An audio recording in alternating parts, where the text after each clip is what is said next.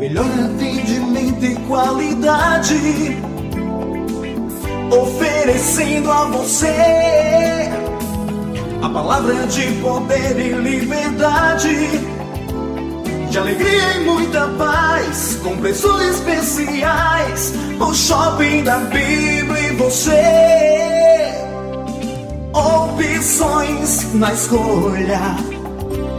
O Shopping da Bíblia, caminhando pro futuro com você.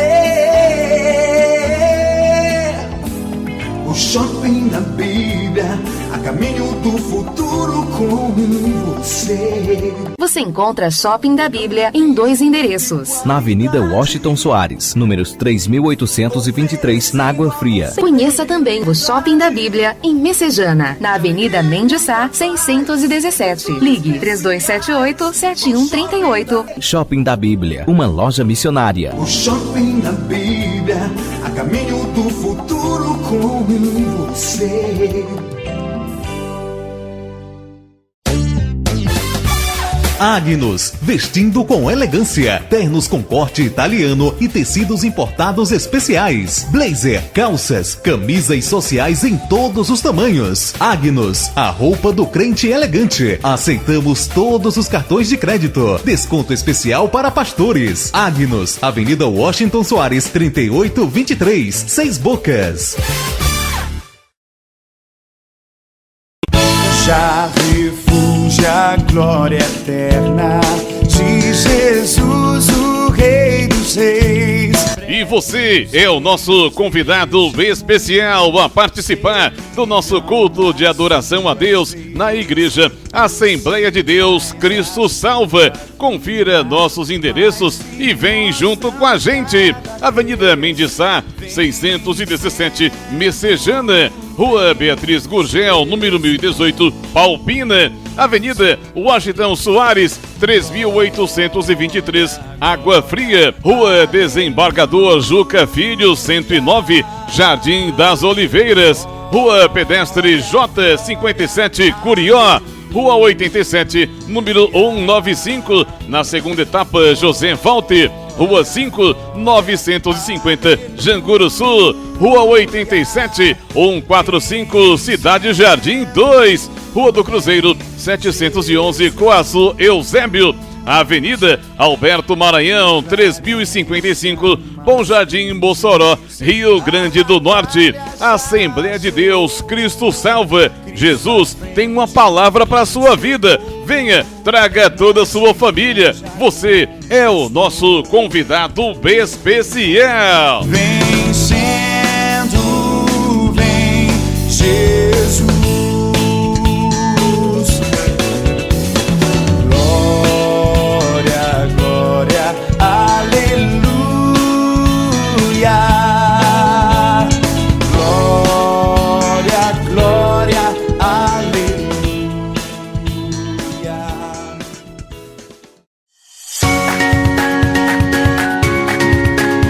A Assembleia de Deus Cristo Salva desenvolve um trabalho evangelístico e social denominado Ungidos da Madrugada. Colabore para que esta programação não saia do ar. Se você quer apoiar esse projeto, contribua através do nosso Pix, projetocristosalva@gmail.com.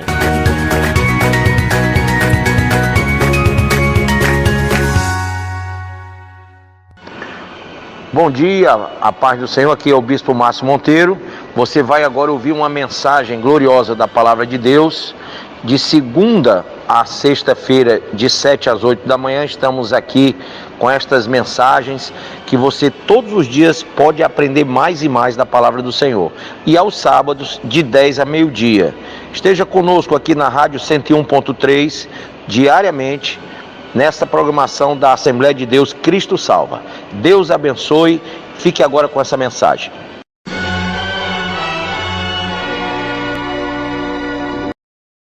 Mateus capítulo 24, amém? Versículo 44, leamos.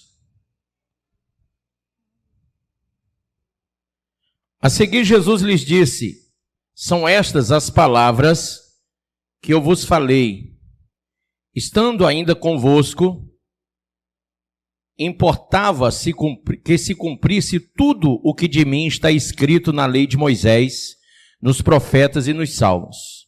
Então lhes abriu o entendimento para compreenderem as Escrituras. E lhes disse: assim está escrito, que o Cristo havia de padecer e ressuscitar dentre os mortos no terceiro dia, e que em seu nome se pregasse arrependimento para remissão de pecados a todas as nações, começando de Jerusalém. Vós sois testemunhas dessas coisas. Eis que envio sobre vós a promessa de meu Pai. Permanecei, pois, na cidade, até que do alto sejais revestidos de poder. Amém? Põe a mão sobre a Bíblia e diga: Pai, essa é a tua palavra. Fala o meu coração, me ensina a tua palavra, em nome de Jesus. Podeis vos assentar. Queridos, essa é a promessa. Jesus, ele fala com palavras que são totalmente objetivas à igreja, à formação daquilo que está descrito em Romanos 11, 25, pelo apóstolo Paulo. Ele está falando que a promessa do Espírito Santo haveria de acontecer. E claro, irmãos, que nesse momento eles recebem uma dádiva de entender. Veja aí no verso 45. Então lhes abriu o entendimento para compreenderem as Escrituras. É algo que todos nós devemos sempre pensar. Será que a igreja compreende as Escrituras? Porque a igreja que compreende, ela tem o poder, a manifestação do Espírito Santo. Se você não compreende as Escrituras, você ainda não tem a percepção, a dádiva da promessa, da manifestação desse poder. Então, quando uma igreja não dispõe desse entendimento, desse conhecimento do Espírito, ela está sujeita a um invólucro religioso que não a permite perceber as coisas que estão descritas na palavra. Não permite que essa igreja tenha realmente a percepção do que foi revelado, mas simplesmente a igreja passa a perceber de maneira proselitista, com vínculos religiosos, sem uma afeição à questão espiritual, sem uma afeição, sem introduzir naquilo que no Antigo Testamento era chamado de Santo dos Santos, mas hoje nós chamamos novo e vivo caminho através de Jesus Cristo, né? Então, tem muita gente que consegue entrar pela porta da igreja, tem muita gente que consegue entrar pela porta do templo de uma igreja, mas não consegue entrar pela porta do reino. Porque aquilo que é do reino, aquilo que é espiritual, segundo o apóstolo Paulo em 1 Coríntios 2, só são entendidas aquelas coisas espirituais por quem é espiritual também. Paulo disse que quem é espiritual discerne bem a tudo, mas não é discernido. Então, Jesus dá a eles aqui uma ordem, que eles ficassem ali até que a promessa acontecesse. Ele diz, verso 49, eis que envio sobre vós a promessa de meu Pai, tá? E aí logicamente, nós estamos nos referindo à descida do Espírito Santo, lá em Joel 2, 28, né? A Bíblia fala que o Espírito Santo viria e desceria sobre eles. E aí nós vamos ver que ele diz, permanecei, pois, na cidade, até que sejais revestidos do poder. Caminhe comigo aí para Atos capítulo 1. O escritor aqui de Atos. Amém? Posso ler? Versículo 4 diz assim: e comendo com eles, determinou-lhes que não se ausentassem de Jerusalém, mas que esperassem a promessa do Pai, a qual disse ele, de mim ouviste, porque João, na verdade, batizou com água, mas vós sereis batizados com o Espírito Santo, não muito depois desses dias. Então os que estavam reunidos lhe perguntaram: Senhor, será este o tempo em que restaurarás o reino a Israel? Respondeu-lhes: não vos compete conhecer tempos ou épocas que o Pai reservou pela sua exclusiva autoridade, mas recebereis poder ao descer sobre vós quem, pessoal? Isso, grife aí. O Espírito Santo, e sereis minhas testemunhas, tanto em Jerusalém como em toda a Judéia, Samaria, até os confins da terra. Essa mesma palavra você vai encontrar em Mateus 28, 19, em Marcos 16, 15, né? Ditas essas palavras, foi Jesus elevado às alturas, à vista deles, a uma nuvem, e uma nuvem o encobriu dos seus olhos. E estando eles com os olhos fitos no céu, veja, eles estavam, a nuvem o encobriu, ele estava no meio das nuvens. Quando Jesus subia, eis que 2 varões vestidos de branco se puseram ao lado deles, 2 anjos. E lhes disseram: varões galileus, por que estáis olhando para as alturas? Esse Jesus que dentre vós foi assunto ao céu, virá do modo como viste subir. Ou seja, vai se cumprir o que Paulo escreveu na carta aos Tessalônicos, capítulo 1 Tessalonicenses 4, 16, 17, que nós subiremos para as nuvens. Amém? Então, do mesmo jeito, isso vai acontecer. Então, a Bíblia diz que eles voltaram para Jerusalém. E se você acompanhar comigo ainda na leitura, veja aí, em Atos, capítulo 2, acontece a descida do Espírito Santo. Veja, versículo 1. Ao cumprir-se o dia de Pentecoste, que era a festa da colheita, estavam todos reunidos no mesmo lugar, que era um cenáculo, amém?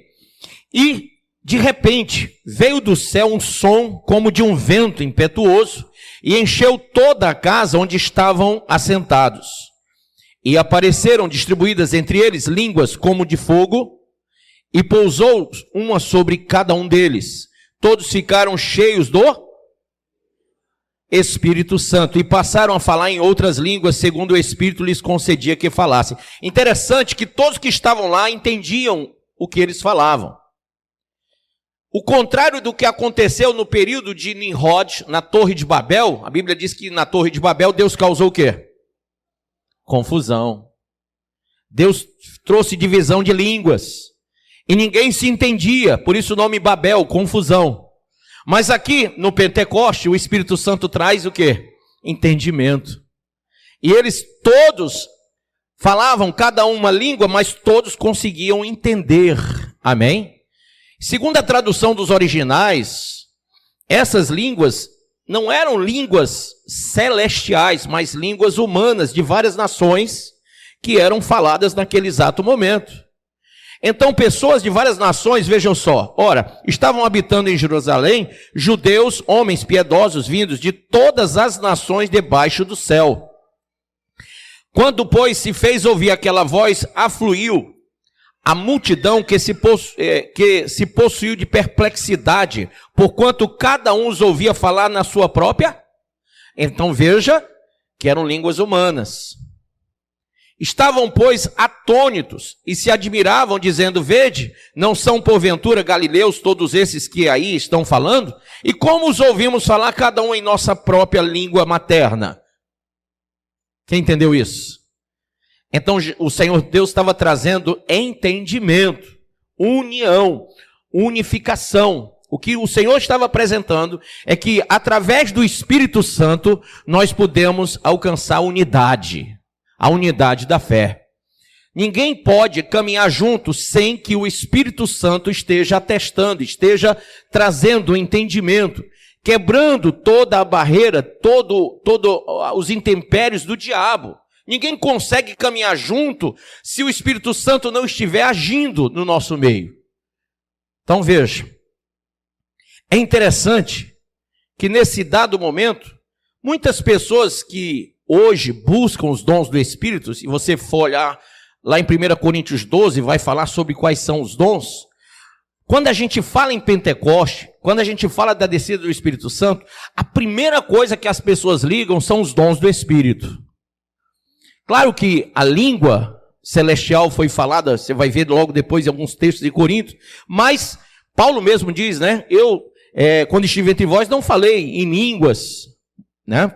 Preferi falar no vosso idioma para que todos me entendessem. No entanto, gente, olha só. Corinto era uma igreja que buscava os dons e não guardava uma fé que estava, digamos assim, pautada pelos preceitos, pelo sistema doutrinário que o Senhor Jesus e que os apóstolos estavam ensinando. Então eles eram aqueles crentes que buscavam muito dons, mas não reverenciavam a doutrina, não reverenciavam a palavra. É muito parecido com as pessoas que hoje estão no nosso meio, evidenciando dons, porém, sem o viver ou vivenciar os preceitos e valores de Deus. E é por isso que nós estamos hoje vivendo uma verdadeira Babel. Porque o Espírito Santo ele vem para nos dar o entendimento, a percepção, o poder da palavra, para que possamos ter uma compreensão de Deus sobre tudo e sobre todos. E eu gostaria que você começasse na análise do texto, entendendo que a descida do Espírito Santo, ela tinha alguns vieses históricos. Primeira coisa, segundo o livro de Joel 2:28, a descida do Espírito Santo era a promessa que Deus havia feito. Amém? Segunda coisa, se você caminhar em Jó capítulo 7, verso 39 e Atos 2:24, você vai ver que o Senhor, ele foi exaltado à direita de Deus, e isso porque os homens tinham uma compreensão dada pelo próprio Espírito Santo sobre o fato. Então o Espírito Santo, ele vai trazer entendimentos das coisas que são sobrenaturais. E volto a dizer, havia uma perspectiva muito na questão de dons. E eu quero mostrar para você que a manifestação do Espírito Santo naquele dia, como nos nossos dias, tem que ser vista de uma maneira muito mais madura.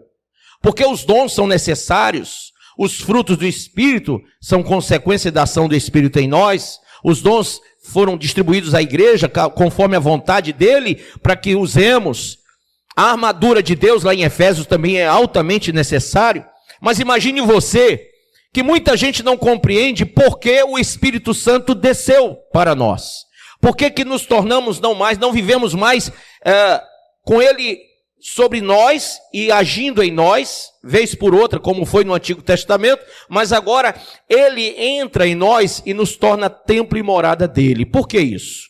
Então o primeiro ponto é que o Espírito Santo veio para que você se converta, mas se converta de verdade. Não venha aderir a uma religião apenas, mas venha aderir a um sistema neotestamental, onde o Senhor Jesus e os apóstolos falaram sobre santificação, purificação, regeneração, onde é batido forte contra o pecado de maneira absoluta, sem nenhum relativismo pós-moderno. Quando você recebe o Espírito Santo, você não vai mais acreditar, não vai mais credibilizar nesse modernismo ou nesse pós-modernismo que tenta fazer com que você viva de maneira subjetiva os preceitos de Deus. Em nenhum momento a palavra nos faz perceber de maneira subjetiva, mas de maneira imperativa a vontade do soberano Senhor, Salvador, Alfa e Ômega, Rei dos Reis, que vem para nos buscar a qualquer momento. Então, de maneira imperativa, eu percebo que devo acolher a pessoa, a manifestação da pessoa do Espírito, recebendo a palavra. Como é que eu vou entender, perceber a presença do Espírito Santo se eu não acolher a palavra em mim? O próprio Jesus disse: se vós estiverdes em mim e as minhas palavras estiverem em vós, olha como ele fala. Então eu tenho que acolher a palavra. E uma das ações do Espírito Santo está em Atos 2:37, vamos ler aí, pegue a sua Bíblia. Atos 2, verso 37 diz assim: ouvindo eles estas coisas, amém ou não amém? Quem achou? Ouvindo eles estas coisas, compungiu-se-lhes o coração e perguntaram a Pedro e aos demais apóstolos: que faremos, irmãos? Ou seja, eles estavam com o coração tocado. Eles estavam compungidos, chorando, porque ouviram pelo Espírito a palavra. Pela primeira vez, a igreja, aquele povo lá que estava reunido no cenáculo, eles receberam a presença do Espírito Santo, o batismo no Espírito Santo, o revestimento do poder, para que eles pudessem serem compungidos pela palavra. E a Bíblia diz que o Espírito de Deus convenceu aquelas pessoas dos seus pecados. E olha só o texto na sequência. Respondeu-lhe Pedro: arrependei-vos e cada um de vós seja batizado em nome de Jesus Cristo para a remissão dos vossos pecados, e recebereis o dom do Espírito Santo. Veja como eles, nessa hora, eles não se propuseram a não fazer, mas eles acolheram a palavra. Veja: pois para vós outros é a promessa, mas para vossos filhos e para todos os que ainda estão longe, isto é, para quantos o Senhor nosso Deus chamar. Com muitas outras palavras deu testemunho e exortava-os, dizendo: salvai-vos dessa geração perversa. Então os que lhes aceitaram a palavra foram batizados, havendo um acréscimo naquele dia de quantos? Quase 3.000 pessoas. Diga glória a Deus. Olha a ação do Espírito Santo. Quando alguém diz assim: rapaz, eu vou à igreja, mas eu não sinto vontade, sabe, de receber Jesus. Eu ainda estou naquela de quando der vontade, talvez no próximo culto, vou esperar mais um pouco, deixa Deus me tocar. E você fica procrastinando uma decisão, ou sendo rebelde, deixando o chamado de Deus, deixando o chamado da salvação para trás. Enquanto eles, como prova viva da ação do Espírito Santo, acolheram a palavra, e a Bíblia diz que não só acolheram, mas naquele dia eles foram batizados, eles receberam a palavra, receberam o batismo, e quase 3.000 pessoas passaram a se congregar. Mas eles não estavam só sentados aí não, hein? Porque tem gente que vem à igreja e fica só sentadinho no seu canto. E fica como diz lá o profeta Ezequiel: eles estão na tua frente, e eles balançam a cabeça e concordam na tua frente, mas quando eles se viram, esquecem do que ouviram. Não. A Bíblia diz aí na sequência, verso 42, e perseveravam, diga perseveravam, na doutrina dos apóstolos. Você quer uma coisa mais forte do que a doutrina dos apóstolos, irmãos? Imagine isso. Qual é o crente do século 21 vivenciando esse falso evangelho, essa coisa absurda do relativismo religioso, que tem acolhido a doutrina dos apóstolos? Nós vemos cada dia que se passa pessoas esfriadas, pessoas se afastam do caminho, já não aceitam a verdade de Cristo, não aceitam a verdade do evangelho, precisam de uma desculpa, precisam de uma coisa qualquer, de um evento qualquer, de um cerimonial qualquer, precisam que hajam manifestações, inclusive seculares, secularizando a igreja. E o prognóstico sempre é pior, cada vez pior, porque a igreja está afundando em seu hedonismo, em seus desejos, em suas frustrações pessoais, querendo trazer paz ao coração sem a presença do Espírito da graça. E aí, a Bíblia diz que eles perseveravam na doutrina dos apóstolos. Diga assim, de uma forma bem tranquila para o seu irmão do lado: você sabe o que é isso? Jesus disse: quem quer vir após mim, negue-se a si mesmo. Começa por aí a doutrina dos apóstolos. Começa quando você entende o chamamento da graça e percebe que você foi chamado para ser diferente, não igual ao mundo. Isso vem do Espírito, passa pela alma e chega no corpo, chega no estereótipo, chega no fenótipo. Nós temos que parecer como cristãos, nós temos que parecer, irmãos. Nós não podemos viver diferente, achando que vamos atrair o mundo para nós. Se você quer atrair o mundo através de um fenótipo diferente, se a igreja precisa mudar tudo para atrair o mundo, essa não é a igreja de Cristo. Então, aqui diz que perseveravam na doutrina dos apóstolos, na comunhão, no partir do pão e nas orações. E em cada alma havia o quê? Temor. Você sabe que o temor é o princípio da sabedoria? E você sabe que a soberba precede a queda? Você conhece mais gente temente a Deus ou soberba na carne?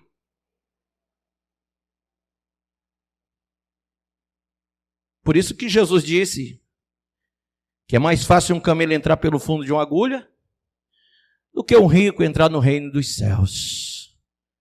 Infelizmente, o dinheiro, a riqueza, o amor ao material é característica de uma igreja que vai ficar. E hoje, o diabo não se preocupa com quantas igrejas estão abertas, porque muitas igrejas foram abertas por ele mesmo, com falsas doutrinas. Doutrinas que não são dos apóstolos, nem de Cristo, mas são doutrinas que trazem a todos os homens o desejo concupiscente da carne, a ambição. As pessoas são chamadas para ambicionarem, para quererem mais, para buscarem mais coisas, mais realizações. E eles dizem que Deus os ama e o que importa é que eles têm que ser felizes e que Deus vai recepcionar, que Deus vai trazer, vai acolher a todos indistintamente, independentemente de ideologias, independentemente de costumes, independentemente do que a pessoa queira fazer ou não. Deus vai receber a todos. E isso é uma grande mentira. A Bíblia fala que o reino de Deus e a sua justiça tem que ser buscado com primazia. E quando eu entendo isso, eu tenho que entender pelo Espírito, pela revelação do Espírito Santo, que essa primazia é uma busca incessante, na qual eu sou capaz de sair desse mundo natural e transcender a uma situação espiritual onde eu tenho a percepção do Espírito Santo. É aquilo que eu sempre digo a vocês lá de Isaías 55, quando ele fala dos pensamentos e fala do caminho. Ele diz: o meu caminho é mais alto que o vosso e o meu pensamento é mais alto que o vosso. Então, quem quer seguir Jesus através do Espírito Santo da graça tem que ascender ao caminho verdadeiro e ascender ao pensamento verdadeiro. E o pensamento verdadeiro, ele é absolutamente de Deus, da palavra de Deus, do Espírito de Deus, e ele não passa pela mente humana que é corrupta. Ele não passa pelo coração, pela imaginação do homem que é corrupta. Então veja, a Bíblia diz que perseveravam na doutrina dos apóstolos, na comunhão, no partir do pão e nas orações, e em cada um havia temor. E se houver temor, você acha que as pessoas vão andar dissolutamente? Será que as pessoas vão se posicionar de uma maneira irreverente, incoerente, inconsequente? Será que elas vão vivenciar esses dias tão maus, de maneira tão vil? Cadê a igreja lavada, remida pelo sangue de Jesus? Cadê a igreja arrependida dos pecados? Cadê aquela que foi regenerada? Cadê aquela que voltou à casa do Pai? Cadê aquela que tem a percepção do sobrenatural de Deus e que caminha segundo o sobrenatural de Deus? Por isso que a Bíblia atesta lá em Apocalipse 3, verso de número 8, 9 e 10, falando de Filadélfia, diz que essa é a igreja que vai ser arrebatada. Porque guardastes a minha palavra, eu te guardarei da hora da tribulação, que há de vir sobre o mundo todo. Sobre o mundo todo vai vir a tribulação. Mas aquele que se apegar à palavra, aquele que tiver a percepção do Espírito para se apegar à palavra, esse não será confundido. Porque nele fluirá rios de águas vivas. Porque esse vai vivenciar dias de santidade nos dias da impiedade, do mistério do anticristo na terra. Enquanto o mundo vagueia para a sua própria perdição, enquanto o mundo caminha para a sua própria destruição, aqueles que são do Senhor não se cansam de clamar, não se cansam de correr, não se fadigam de andar, eles continuam olhando para o alto, eles continuam tendo uma visão vertical, eles continuam percebendo de maneira sobrenatural, e eles continuam dizendo: eu não me envergonho do Evangelho, porque é o poder de Deus para a salvação. Caminhe comigo aí ainda. A Bíblia diz que ele convenceu as pessoas dos seus pecados e quase 3.000 se converteram. Ele operou muitas conversões naquele dia. E ele operou o testemunho de fé pelo batismo e muitos se batizaram. Ele operou a firmeza na palavra de Deus e nos seus caminhos quando todos eles receberam a doutrina. Então eu pergunto, você está caminhando nesses estágios? Você tem sido convencido do pecado, do juízo e da justiça? Você realmente tem passado por um processo de conversão a Deus? Você tem vivido essa manifestação do testemunho da fé pelo batismo? Você está ligado a Deus numa firmeza absoluta e não num relativismo pós-moderno? Você está ligado à palavra? E a Bíblia diz que se você deu esses 4 passos, você também, pelo Espírito, diga pelo Espírito, você pode viver em uma consagração voluntária a Deus. Atos 2:45 diz aí, 44 diz: todos os que creram estavam juntos e tinham tudo, ou seja, nada era de ninguém, tudo era de todos. Não havia ganância, não havia avareza, não havia essa coisa feia que a gente vê hoje. A Bíblia fala que eles vendiam as suas propriedades e bens e distribuindo o produto entre todos, à medida que alguém tinha necessidade. Sabe qual é a igreja que faz isso? É a igreja que está na perspectiva do alto. É a igreja que está olhando para o céu. É a igreja que não está agarrada na terra. É a igreja que não está abduzida pelos bens materiais. É a igreja que não vive sobre esse invólucro falso, religioso, prosélito. É a igreja que foi liberta pelo sangue de Jesus, pela palavra do Espírito. Pergunta para o teu irmão: tu foi liberto, irmão? De verdade? E por que tanta ganância? Diga: pelo Espírito Santo, há uma operação sincera de um sacrifício vivo, santo e agradável a Deus. Romanos 12 fala isso. Pelo Espírito Santo eu apresento o meu corpo em sacrifício vivo, santo e agradável. Pelo Espírito Santo eu sou renovado na mente.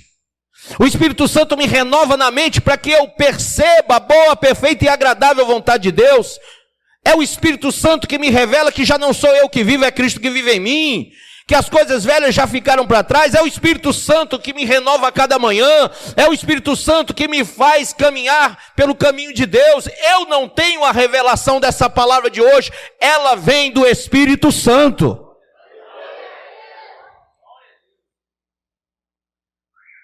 Então, irmãos, ele opera a alegria constante de Deus nos nossos corações, para que a gente viva essa fé contínua, amém?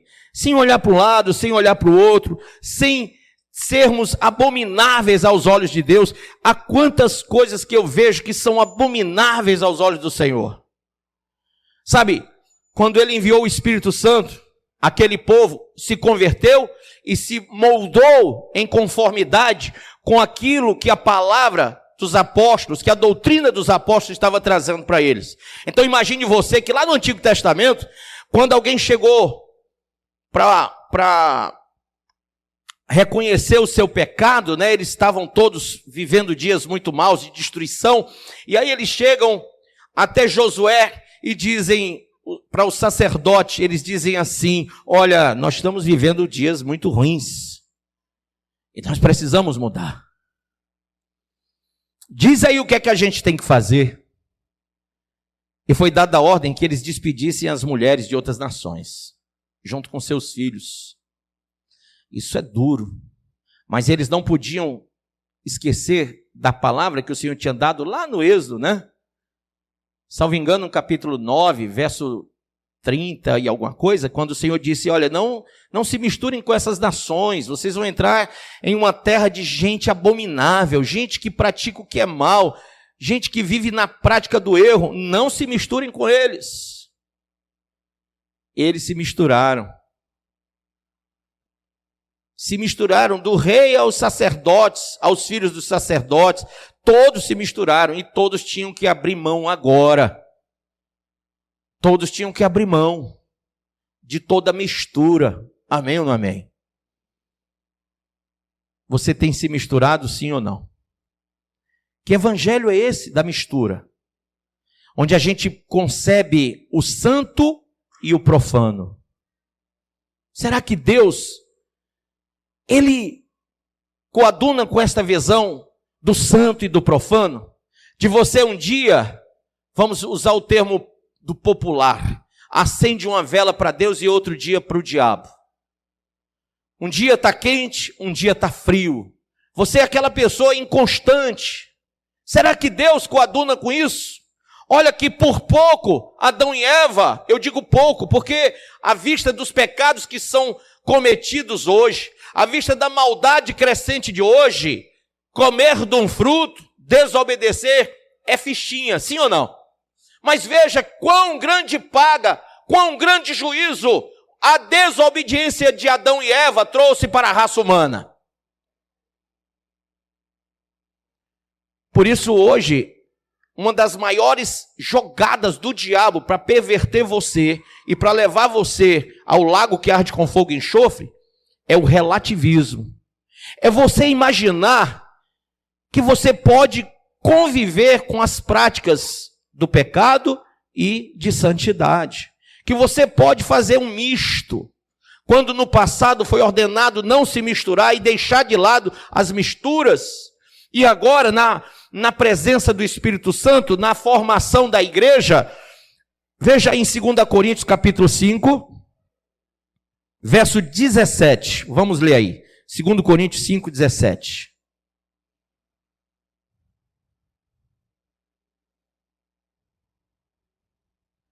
Portanto, se alguém está em Cristo, é nova criação. As coisas antigas já passaram, eis que tudo se fez novo. Tudo isso provém do homem, pessoal. Não, a Bíblia diz tudo isso provém de quem? De Deus, que nos reconciliou consigo mesmo por intermédio de Cristo e nos outorgou o ministério da reconciliação. Pois Deus estava em Cristo reconciliando consigo mesmo o mundo, não levando em conta as transgressões dos seres humanos, e nos encarregou da mensagem da reconciliação. Então, através de Jesus, o Senhor está trazendo o religare, uma ligação a Deus por meio de Cristo. Por isso que Jesus disse: eu sou o caminho, a verdade e a vida. Ninguém vai ao Pai se não for por mim. E Ele nos chama de embaixadores, dizendo: portanto, somos o quê? Embaixadores de Cristo. Como se Deus vos encorajasse por nosso intermédio, assim vos suplicamos em nome de Cristo, que vos reconcilieis com Deus. Vou ler de novo. Portanto, somos o quê? Embaixadores de Cristo, como se Deus vos encorajasse por nosso intermédio. Ou seja, Deus está me usando agora como embaixador dele para você se reconciliar. Assim vos suplicamos em nome de Cristo, que vos reconcilieis com Deus. Deus fez daquele que não tinha pecado algum a oferta por todos os nossos pecados, a fim de que nele nos tornássemos justiça de Deus. Amém? Por isso que nós vamos ser arrebatados, porque nos tornamos justiça de Deus por meio de Jesus. E ele nos reconciliou através de Cristo. Ah, bispo, mas eu acredito que a igreja vai passar pela tribulação. Você, então, não crê na reconciliação, você não crê na regeneração, você não crê na purificação, você não crê na santificação. Você não crê, porque se você cresce, você entenderia que os juízos de Deus não podem incluir os justos. Veja quando Deus falou com Abraão sobre a destruição de Sodoma e Gomorra, a Bíblia diz que Abraão, ele fala com Deus e diz: Senhor, Deus do céu e da terra, destruirias tu o justo com o injusto? E o que é que o Senhor respondeu? De forma alguma. E Abraão disse: Senhor, se houverem ali 50, e aí começou 40, e foi até 10, não foi? E o Senhor disse, não destruirei por causa daqueles que estão lá, os 50, os 40, os 30, os 20, os 10, até 10. Mas só tinha um, que era o justo Ló. Nem a mulher, nem as filhas, nem os genros, só Ló. E abalou Deus os seus anjos para irem até a casa de Ló e arrancarem com mão forte Ló, sua mulher, suas 2 filhas, e até foi tentar tirar os genros, que riram da cara de Ló. Então veja, elas foram levadas para fora à força pelos anjos. Veja, tamanha misericórdia de Deus, tamanha manifestação da graça, tamanha manifestação do caráter divino.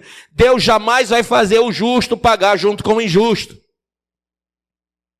E nós fomos justificados por Cristo.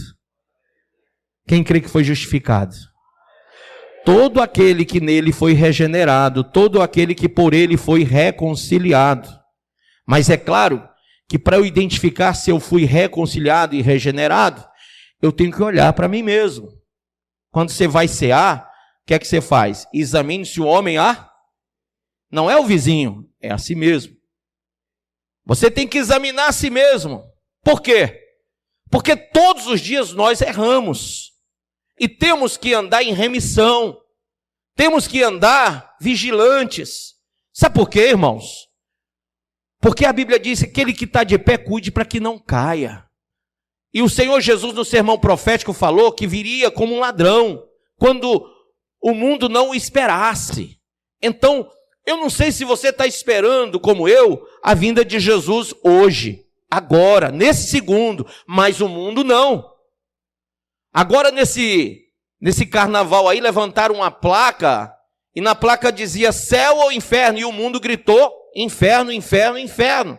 O mundo não espera Jesus, o mundo não olha para Jesus. Aqueles homens que viram ele subir, estavam olhando para cima, e os anjos disseram, por que vocês estão olhando aí para as nuvens? Aquele Jesus que subiu voltará novamente como subiu. Sabe, irmãos, nós temos que ter essa percepção que ele está voltando sim. Mas ele não está voltando para o mundo não, ele está voltando para a igreja que é lavada e remida e que é regenerada, essa que recebeu o Espírito da promessa, essa que nela se cumpre o processo regenerativo da palavra e do Espírito, essa que vai acolher do seu coração o processo de santificação, que não está vivenciando apenas um preceito religioso, o qual leva ela a uma prática litúrgica. Não adianta só liturgias. Isaías capítulo 1, o Senhor diz, eu estou cheio disso, não aguento mais. Era a festa disso, festa de lua nova, era sábado, era não sei o quê, e o Senhor diz, chega, não quero isso. Porque o mundo estava, naquela época, o povo de Deus estava realizando liturgias, mas a prática do coração, a prática de vida era distante do Senhor. Mesmo na época do deserto e depois disso na terra prometida, eles continuaram assim. Tanto é que o Senhor disse, esse povo me louva com mas o seu coração está distante de mim. Quem entende isso, levanta a mão. Você tem louvado a Deus com os lábios? Você tem louvado a Deus com os lábios, mas como está o seu coração?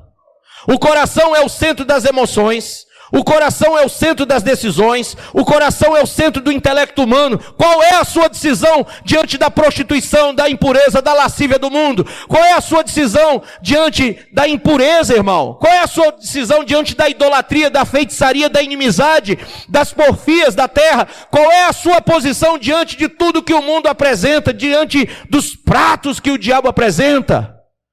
Quando você lê a Bíblia e ela condena o pecado, qual é a sua posição? Qual é o seu posicionamento? Qual é a sua escolha? Porque muitas pessoas estão se auto-justificando com boas obras, com prática de boas obras, dizendo, não, o Senhor vai ter misericórdia de mim porque eu não sou mau. Muitas pessoas que eu evangelizo dizem assim para mim, inferno eu não vou não, porque eu não nego nada a ninguém, eu sou uma pessoa muito bacana, eu ajudo todo mundo, não, inferno eu não vou. E esquecem que a salvação vem por meio de uma fé na palavra, e a palavra diz que não é pelas obras para que ninguém se glorie. Não é a prática, Efésios 2, verso 8, 9 e 10 diz, pela graça sois salvos mediante a fé, mas não vem de obras para que ninguém fique se gloriando por aí. Porém, eu gosto sempre de redundar o que Tiago diz, embora a salvação não venha das obras, e sim pela graça, por meio da fé, não existe fé sem obras, disse Tiago. Toda fé sem obra é morta.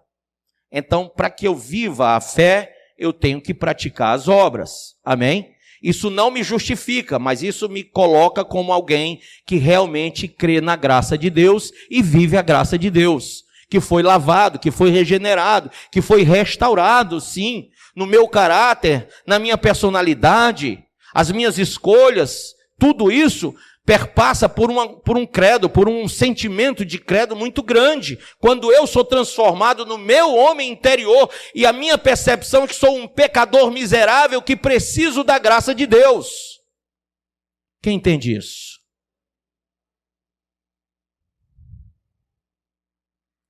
Diga transformação radical. Quer dizer não se misturar. Vai aí para 2 Coríntios, capítulo 6, versículo 14, ele diz: jamais vos coloqueis em julgo desigual com os descrentes. Ah, mas ele está falando para eu não ter comunhão com as pessoas do mundo. Não, ele está falando com a igreja. Ele está falando que a igreja não pode se misturar. E ele está falando no conceito de igreja que se mistura, que é descrente de Deus. Porque veja, nesse período aqui, não havia possibilidade de você ter uma igreja como essa e falar da sua fé abertamente às pessoas lá fora. Nesse período, a igreja cristã era caçada, os seguidores de Jesus eram presos e mortos pela guarda romana. Então ele está falando com a igreja e dizendo que dentro da igreja haviam aqueles que eram crentes e haviam aqueles que eram descrentes. E os descrentes estavam lá tentando fazer conluio, tentando fazer união com os crentes. Muitos vinham de fora para dentro da igreja se unir aos crentes. E o crente deveria olhar, deveria pensar bem, quem vem lá? Aí é uma pergunta do Antigo Testamento, quem vem lá? É de paz ou é de guerra? Foi isso que Josué disse ao Senhor quando se aproximou dele. Então nós temos que perceber que a apostasia anunciada por Paulo aos Tessalônicos, no capítulo 2, verso 2, 3 e 4, ela é uma apostasia ativa, porque muitos descrentes estão inseridos, muitos satanistas entraram no conceito de igreja, inclusive no meio de lideranças que hoje vivenciam pensamentos, ideologias e propagam o falso evangelho. Veja, a igreja está sendo proselitada de uma maneira moderna para esquecer a base, para esquecer o conceito doutrinário. Eles estão dizendo que tudo isso é ultrapassado, que isso faz parte de uma Bíblia antiga, que nós temos que inovar pensamentos de acordo com a mudança dos tempos. Só que a palavra diz que vai passar tudo, mas a palavra vai permanecer. Gente, a palavra, Jesus é Logos, e ele é a pedra angular, ele é a pedra de esquina, ele é a base, ele é o sustentáculo, ele é, no juridiquês, né? Ele se torna o supedâneo, a base, para que nós não possamos vivenciar outro alicerce. Estão colocando outro que não é Jesus. E esses falsos mestres, falsos pastores, falsos líderes, estão introduzindo esses pensamentos para que a igreja viva a apostasia passiva. Eles, de maneira ativa, levam você, que é passivo, a entrar em pensamentos tortuosos, a devaneios, coisas assim, sabe, que você diz, não, com certeza Deus está nesse meio, porque olha só o milagre. Olha aí, tem gente sendo curada, tem gente expulsando o demônio de gente nesse lugar, e nada contra, isso é manifestação de dons, e eu creio, quem crê diz amém. Mas veja, as pessoas estão sendo guiadas como Corinto, e Paulo quando olhou para Corinto diz, vocês manifestam dons, mas não estão vendo que esse rapaz tem relação sexual com a mulher de seu pai? E vocês estão achando isso normal? E Paulo repreende. Então aquela igreja, ela, ao mesmo tempo que manifestava dons, ela vivia fora da doutrina. Então, essa falsa liderança, ela traz uma experiência espiritual que não vem do Senhor. Ela traz uma falsa graça, um conceito de falsa graça. Eles chamam de hipergraça ou hipercalvinismo. É uma ação tão gloriosa do amor de Deus que você pode viver, você vai ser incluído dentro do conceito de igreja, e incluído para a salvação, incluído para o arrebatamento, incluído para todo o projeto de Deus, porque Deus é amor. E isso é uma mentira. Deus é amor, sim, mas a palavra não é inclusiva, a palavra é exclusivamente para aquele que negou-se a si mesmo e que segue a sã doutrina. Ela é exclusivamente e não inclusivamente. Ela exclui todos aqueles que vivem na prática do erro. E isso é amor, porque isso é a prática da justiça de Deus. Amém? Jesus veio fazer o sacrifício. E importa agora que quem crer no sacrifício que ele fez, viva também em sacrifício de vida. Amém? Fale, transformação é uma condição necessária. Aqui no texto ele diz que nós não podemos viver de maneira unida aos descrentes, porque não há nada em comum entre a justiça e a injustiça, entre a comunhão da luz e as trevas. Não há comunhão entre elas. Não há harmonia entre Cristo e Belial, que é o diabo, e não há como estabelecer relacionamento entre crente e incrédulo, entre o que serve a Deus e que não serve, aquele que é templo de Deus e de ídolos. Sabe, Paulo aqui poderia estar falando templo humano, templo físico. Não, ele está falando de pessoas, umas acreditam exclusivamente que Jesus é o único Senhor e Salvador, e aqueles que estão crendo que Jesus é como Maria é, como José, como vários outros são. E olha, eu tenho que dizer isso para você, que você me ame ou que você me odeie, mas os mariólatras, eles colocaram Maria como uma pessoa, sabe, como uma pessoa na condição da Trindade, tá? É Pai, Filho, Espírito Santo e a mãe. Infelizmente assim o fizeram.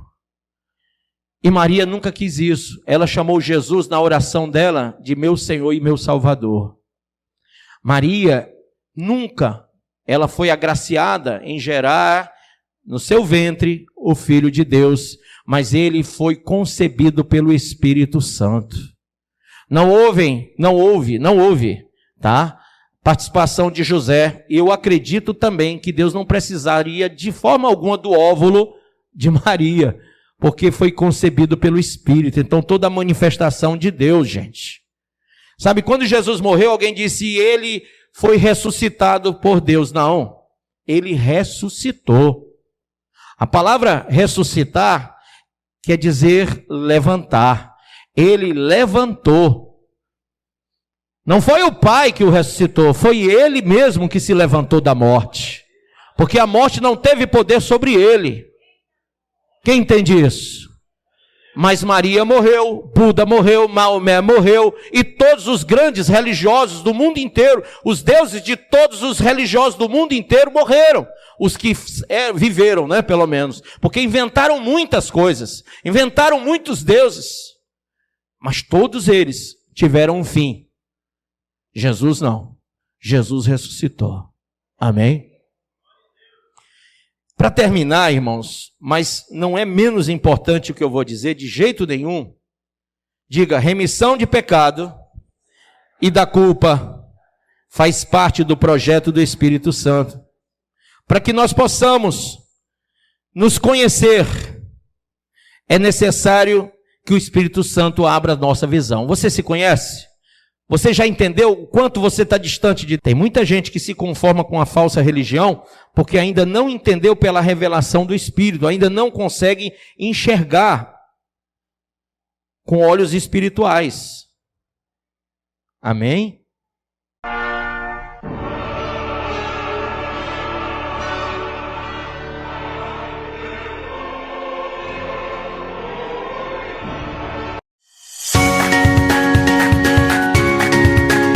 A Assembleia de Deus Cristo Salva desenvolve um trabalho evangelístico e social denominado Ungidos da Madrugada. Colabore para que esta programação não saia do ar. Se você quer apoiar esse projeto, contribua através do nosso Pix, projetocristosalva@gmail.com.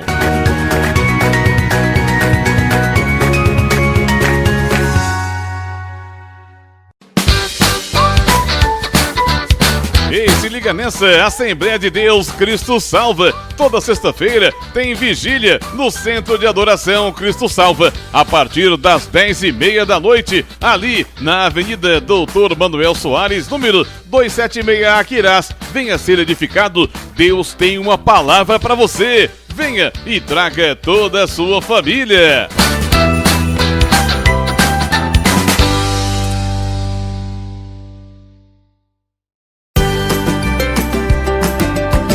Ouça estas e outras mensagens do Bispo Márcio Monteiro no YouTube, canal AD Cristo Salva. Se inscreva e compartilhe.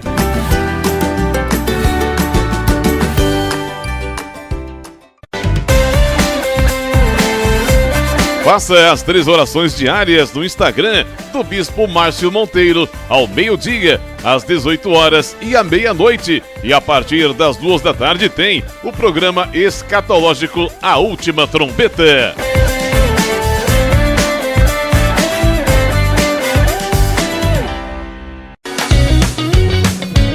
Assembleia de Deus Cristo Salva, louvor, adoração e sempre uma palavra poderosa para a sua vida. Participe dos nossos cultos, segunda, quarta e sexta, às 7 horas da noite. No domingo, às 8 da manhã, tem Escola Bíblica Dominical e às 7 da noite, culto de salvação. Deus tem uma palavra para você. Venha e traga toda a sua família. Já refugia a glória eterna de Jesus, o Rei dos Reis. E você é o nosso convidado especial a participar do nosso culto de adoração a Deus na Igreja Assembleia de Deus Cristo Salva. Confira nossos endereços e vem junto com a gente. Avenida Mendes Sá, 617, Messejana. Rua Beatriz Gurgel, número 1018, Palpina. Avenida Washington Soares, 3823, Água Fria. Rua Desembargador Juca Filho, 109, Jardim das Oliveiras. Rua Pedestre J57, Curió. Rua 87, número 195, na segunda etapa, José Walter. Rua 5, 950, Janguru Sul. Rua 87, 145, Cidade Jardim 2. Rua do Cruzeiro, 711, Coaçu, Eusébio. Avenida Alberto Maranhão, 3055, Bom Jardim, Mossoró, Rio Grande do Norte. Assembleia de Deus Cristo Salva. Jesus tem uma palavra para a sua vida. Venha, traga toda a sua família. Você é o nosso convidado especial. Vem sempre.